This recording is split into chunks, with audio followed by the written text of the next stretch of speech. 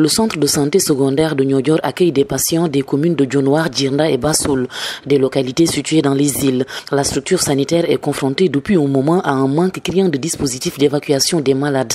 L'ambulance pirogue est en panne ainsi que l'ambulance prépositionnée à Differ sur la terre ferme. Babacar Ndiaye, médecin-chef du centre de santé de Niodior. Le centre de santé de Niodior, c'est le seul centre de santé qui se trouve en zone insulaire sur tout le territoire du Sénégal. Il y avait un bateau mais qui est actuellement en panne. Pour évacuer les patients, nous devons prendre les pirogues pour aller jusqu'à Gif. Autre chose, c'est l'ambulance au niveau de Differ pour évacuer jusqu'au niveau des hôpitaux de Mour et de Fatick. Une vieille ambulance qui est là-bas, qui ne parvient plus à assurer l'évacuation des patients. L'autre urgence au centre de santé de Niodior est l'érection d'un bloc opératoire pour une prise en charge des femmes dont l'accouchement nécessite une césarienne. Parce que la plupart se soldent par des césariennes. La doléance, c'est par un bloc sous, ce qui va limiter les évacuations. Ces doléances sont listées devant la coordonnatrice du programme de modernisation des territoires et axes frontaliers. Purement, un programme spécial pour les îles est nécessaire selon Ndeye Mariam Samb. L'ensemble des doléances qui ont été ici soulevées nous semble assez pertinent pour faire l'objet d'un programme spécial pour les îles. Ces doléances-là ont été exprimées de façon très objective. C'est des choses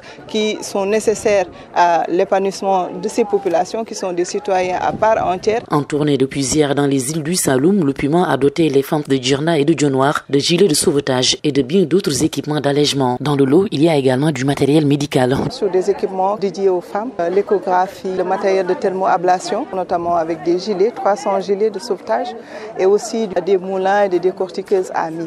Ces gilets de sauvetage vont réduire, selon le maire de Djirnda, les risques d'accidents en mer.